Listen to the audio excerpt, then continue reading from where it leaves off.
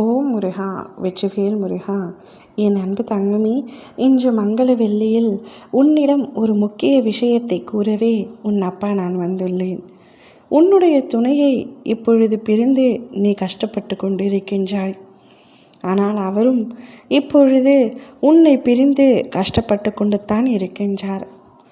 நீ வேண்டாம் என்று பலமுறை முடிவெடுத்த அவர் இப்பொழுது நீதான் வேண்டும் என்று உறுதியாக நிற்கின்றார். வாழ்க்கையில் மனக்கசப்புகள், சண்டைகள், பிரச்சனைகள் என அனைத்தும் வருவது இயல்புதான். கணவன் மனைவி என்ற உறவுக்குள் அனைத்தும் இருக்க வேண்டும்தான். ஆனால் இப்பொழுது அவை உங்களுக்குள் தாண்டி பிரிவு என்ற வார்த்தைக்குள் சென்றுவிட்டது. பிரிவினால் நீ அவரை பிரிந்து படும் வேதனை என்னால் புரிந்து கொள்ள முடிகின்றது. அவர் தவறு செய்திருந்ததால் தான் நீ அவரை வேண்டாம் என்று ஒதுக்கினாய். நீ அதிக அளவிற்கு கோபமாக பேசியதால், அதில் தவறான வார்த்தைகள் உபயோகித்ததால் அவரும் அதே முடிவுடன் கோபத்தோடு இருந்தார்.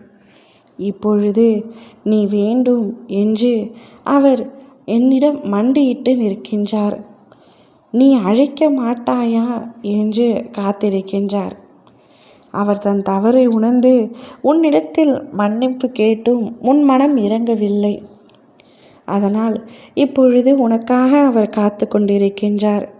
நீ என்னை அழைத்து விட மாட்டாயா, நீ ஒரு குறுஞ்செய்தி அனுப்பிவிட மாட்டாயா என்ற ஏக்கத்தோடு என்னுடைய ஆலயம் வந்து என்னுடைய காலடியில் வேண்டிக் கொண்டு நிற்கின்றார்.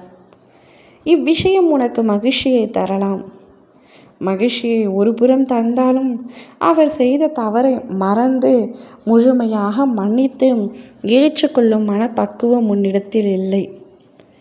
வாழ்க்கையில் தவறு செய்வது இயல்புதான். அதே தவறை மீண்டும் மீண்டும் நினைவுபடுத்தி கொண்டே இருந்தால் வாழும் வாழ்க்கையே நரகமாகிவிடும்.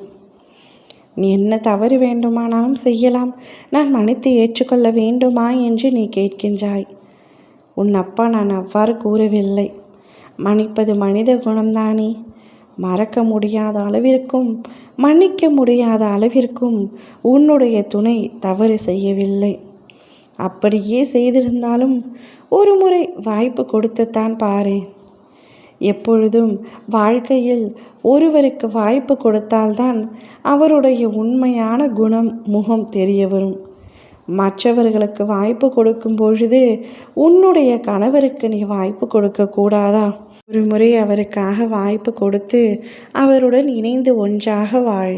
நீ அழைக்க மாட்டாயா, பேச மாட்டாயா என்று காத்திருக்கும் அந்த ஜீவனை மீண்டும் மீண்டும் கஷ்டப்படுத்தாதே.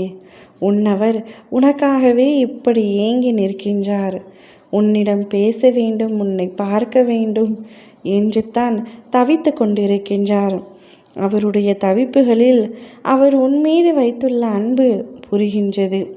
அதனால்தான் உன் அப்பா நானே உன்னிடத்தில் இவ்வாறு கூறுகின்றேன். ஒரு முறை அவரை அழைத்து விடு தங்கமே.